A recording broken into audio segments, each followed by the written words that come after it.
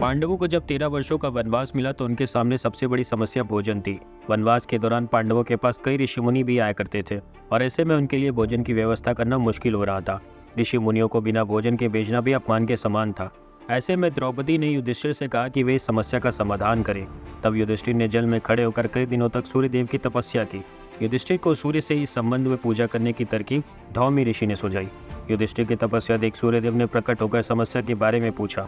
युधिष्ठिर ने सूर्यदेव को भोजन से जुड़ी समस्या के बारे में बताया और उनसे इसका निदान करने को कहा। तब सूर्यदेव ने युधिष्ठिर को एक दिव्य बर्तन दिया जिसे अक्षय पात्र कहा जाता है और साथ ही यह भी कहा कि इस बर्तन में कभी खाना खत्म नहीं होगा। लेकिन सूर्यदेव ने दिव्य पात्र के साथ यह निर्देश दिया कि जब तक द्रौपदी अपना भोजन समाप्त नहीं कर लेती तब तक इस पात्र में अनंत भोजन रहेगा, किंतु द्रौपदी के भोजन करने के बाद अक्षय पात्र से कोई भोजन नहीं मिल सकेगा। जब दुर्योधन को मालूम हुआ कि पांडवों को एक चमत्कारिक अक्षय पात्र मिला है तो वह बहुत क्रोधित हुआ।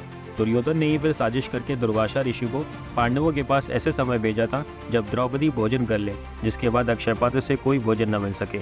तब ऋषि दुर्वासा पांडवों से मिलने आए। उनके साथ उनके बहुत ढेर सारे शिष्य भी थे। उन्होंने आते ही तुरंत खाना खाने की इच्छा जताई। द्रौपदी चिंता में पड़ गई। इस बीच दुर्वासा ने अचानक कहा कि वो और उनके शिष्य नदी में स्नान करने जा रहे हैं, फिर भोजन करेंगे। आप दुखी हो, द्रौपदी ने कृष्ण से मदद के लिए प्रार्थना की। कृष्ण प्रकट हुए, उनसे अक्षय पात्र लाने के लिए कहा। इसमें एक चावल का दाना बचा हुआ था। कृष्ण ने इसे खा लिया। इसके बाद कहा कि उनका पेट तो इस चावल के दाने से ही भर गया है। अब द्रौपदी तुम चिंता मत करो, दुर्वासा और उनके शिष्य आएंगे ही नहीं। ऐसा ही हुआ भी। जब दुर्वासा और उनके साथ आए लोग नहाकर निकले और उन्होंने महसूस किया कि उनका पेट भरा हुआ है, वो लोग नहाकर सीधे ही चले गए।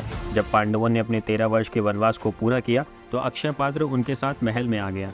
तब इस पात्र की जरूरत ही नहीं रह गई। हालांकि ये पात्र उनके वनवास के दौरान एक महत्वपूर्ण संपत्ति थी जिससे उन्हें कभी भोजन की कमी नहीं हुई।